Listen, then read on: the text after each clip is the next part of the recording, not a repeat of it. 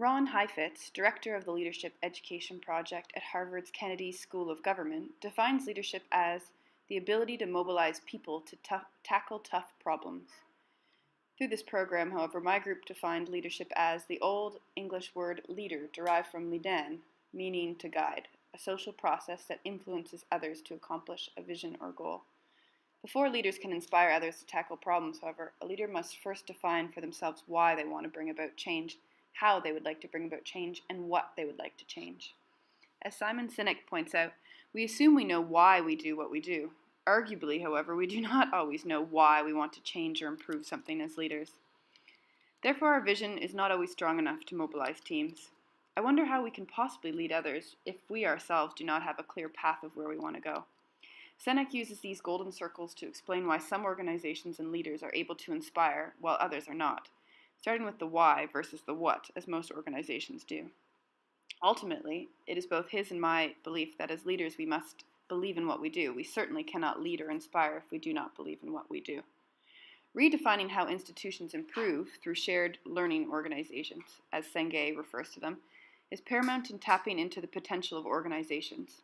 An institution is merely a building with walls unless people are involved in the shared vision and mission of the organization. Firstly, how can we engage our teams? Engagement, as Roberts refers to it, as recognizing an issue or situation that has no clear definition, no simple cause, and no obvious answer, an adaptive problem. As a leader, should you step back and dispassionately diagnose the nature of the crisis or problem and attitudes people hold about it? What are the tolerable levels of tension, distress, and learning that the community can handle? At what place should you intervene as a leader? Next, deciding as a leader which model of leadership will be the most effective in mobilizing a team is of utmost importance. While the remainder of this micro-lecture will be spent defining 4 models of leadership: vision-centered leadership, answered-centered leadership, leave-alone leadership, and inquiry-centered leadership, it is important to note that a mix of these models of leadership are necessary, as there's no one-size-fits-all model. Vision-centered leadership is energizing. It empowers people to really believe in the general direction of an organization. It provides a broad framework and really inspires people to consider the why. As Perkins states, leaders often offer a vision of the group's mission and ideals, both displays and calls for high commitment, draws others into the vision, and helps relate the vision to immediate situations. As Perkins also states, shared vision mobilizes people's minds and hearts. As we all know, this is how we empower and really engage people in what we're doing if they believe in it. Vision-centered leadership provides big answers. It's not just a vision. The leader also makes measured use of questions and answers and leaving alone. It's really a skilled tactic. However, there are also many minuses of this exciting style of leadership. As King Arthur's table illustrates, often the vision is predetermined, and therefore this type of leadership really doesn't promote new possibilities, new ideas, new challenges. As Perkins points out, this type of leadership can create a leader and follower relationship and some dependency, therefore not really empowering the staff to take on new initiatives, ask big questions, and challenge the way things have been done. And instead of facilitating teamwork and building the capacity of all members, this type of leadership really creates a follower mentality, which is dangerous in any organization. Answer-centered leadership is specific and task-oriented. It typically is quite efficient as it declares what's to be done and why.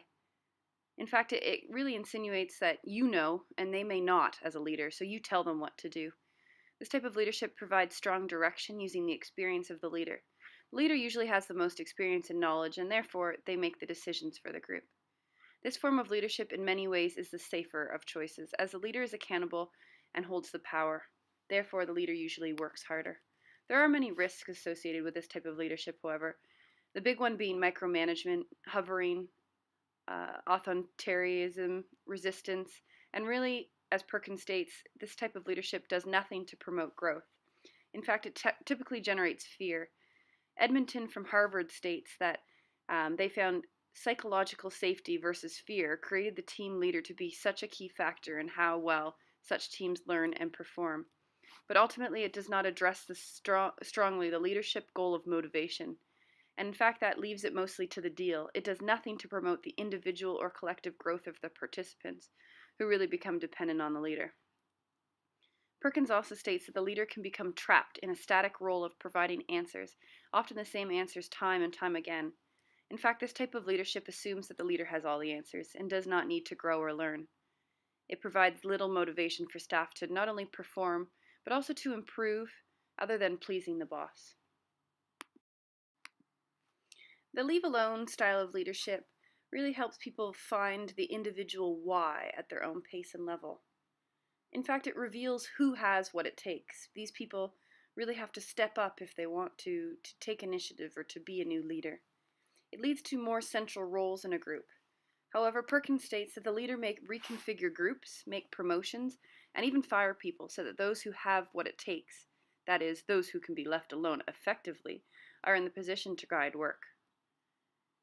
He also states that this type of leadership can provide both direction and motivation. In my mind, this is without holding groups back. Team members can either rise to the occasion or not. In many ways, this type of leadership can be felt as refreshing and liberating as the teacher is trusting their people and not micromanaging the staff. However, there are a number of downsides. They can include some people taking on all the work while others are not held accountable, and also the fact that diverse initiatives often do not fit the mission and vision of the whole organization, and instead changes are dependent on who is working and for how long. This is especially dangerous in organizations where there's a high turnover rate of staff. Furthermore, this type of leadership really doesn't use the skills of the leader fully. It assumes that everyone is equipped to deal with these situations when ultimately there has been someone hired for this position. Strong organizational structures, and it really establishes a collective why that can be developed throughout. In this type of leadership, the leader is a learner, and all group members are team members that are all accountable. As Perkins states, an inquiry-centered leader would also encourage others to question, facilitate conversations, initiate investigations, welcome multiple viewpoints, and the like. Inquiry-centered leaders often let others do a lot of thinking and let them take the credit for it, Perkins states. But they also, as we know, build and empower team members' collective knowledge and skills. Perkins also states an inquiry-centered leader fosters organizational structures that support inquiry. For instance, small teams composed of diverse expertise, matrix structures that promote organizational crosstalk, or support for small-scale testing of risky innovations with high potential. An inquiry-centered leader would also encourage others' questions, facilitate conversations, initiate investigations, and welcome multiple viewpoints and the like. In my mind, an inquiry-centered leader sets up the structures for leadership to happen. Leadership in this style also promotes a rich mix of relationships. That means an inquiry-centered leader would also encourage others' questions, facilitates conversations, initiates investigations, and welcomes multiple viewpoints and the like. Really, as Perkins states, inquiry is the center of gravity. That's not that nothing else ever happens. This also often accomplishes a kind of magic, he states, contributing considerable substance to the conversation while letting people feel the plans and decisions are a mutual accomplishment in the context of shared power. This empowers staff to continue to involve themselves in the organization and to continue to see themselves as a leader that can initiate change. The leader models and sets up appropriate structures to ensure action is being taken. The article uses the example of British Airways, who really reached out to flight crews, passenger lounges, and flight reservation centers for ideas and perceptions in order to really change their organization and better it. In this way, conflict is not seen as an isolated matter to be fixed, but really clues to fix the underlying problems of the culture. There are a lot of issues, of course, with this type of leadership. Mainly, the under-facilitation can really waste precious time and underutilize group members with stronger skills and knowledge in particular areas. It also creates a false openness when sometimes decisions ultimately just must be made. It is my opinion that you must consider the people you are working with when choosing which model of leadership you use to inspire growth. I believe it is through honest, open reflection on your own strengths and the strengths of your group to really decide how to move your group forward. Here are a number of questions that come to mind that you could really pose when deciding how to get the best out of the people you lead. depending, of course, on how well you know the team and each member. What is the confidence level of your team members? What are the skills of the people involved? What is your objective? Are you looking to move an organization forward or to inspire growth within your team? What is the experience levels of those involved? What styles of leadership have you tried before? Were these successful? Unsuccessful? Is this project high stakes or low stakes if a problem or error arises? What support structures do you have in place? Ultimately, however, there is no one-size-fits-all leadership model. Models must be woven together to fit unique scenarios.